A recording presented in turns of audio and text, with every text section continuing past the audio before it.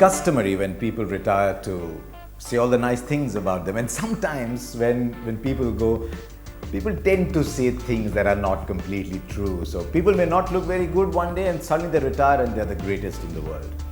But some people you can assign the word great to and be absolutely certain that there is no exaggeration at all.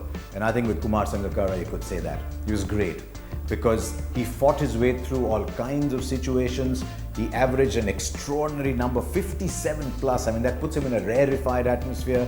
He scored runs at home, he scored runs away, he scored runs in good times, he scored runs when nobody else was scoring runs. He did it all, and that is an indicator of greatness. It wasn't only the way Sangakkara constructed his runs, but the kind of person he was, the issues he spoke out for, and it made him not just one of cricket's contemporary batting greats, but also one of cricket's great personalities. And that is why you've seen this huge outpouring of emotion and attention all around the cricket world, where everyone stands up to say goodbye to a genuinely great cricketer.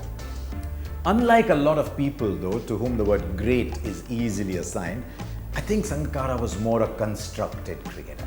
It wasn't that he descended from the heavens to play the most breathtaking shots. And somehow you respect such people, if anything, even a little bit more, because you could see that he was getting better as he went along. You could see there were things that he didn't do as well that he was now doing even better. He was becoming a better and better player of spin bowling, for example, as he went along. He was starting to score more and more runs on bouncy tracks, given that those were the conditions he had grown up in.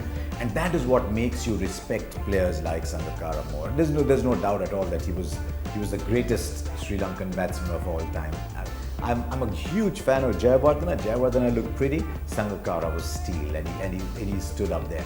Maybe he didn't quite enjoy T20 as much, so maybe the time is just right for him to go as we move more and more into a T20 defined regime, because it's a bit like Lakshman and Rahul Dravid in that sense, in that his game was cut out for the longer version. He was more an attritional, fighting cricketer. So maybe the time is right. Maybe also the time is right from his recent scores in Test match cricket, or just maybe just how the time has come and that contributed to the relatively lower set of scores. But the fact is that I think he's chosen the right moment. His last 10 or 11 innings haven't been great, but he still retires with an average of 57, still retires as the greatest player his country has ever produced, and you couldn't ask for more. I'm looking forward to one thing though, because I have no doubt in my mind that Sangakkara is going to make not the jump but the easy transition, just a step across to 100 yards outside the field into the commentary box. And I'm hoping to spend a lot of time with him as we go along, and to listening to what his dear friend Jayawardene called that accent. Let's see if it stays when he comes back on air. But that's for the future. For the moment, it's time for all of us to say well played to one of the greats of our times. If you want to stay up to date with all my video blogs, hit the subscribe button.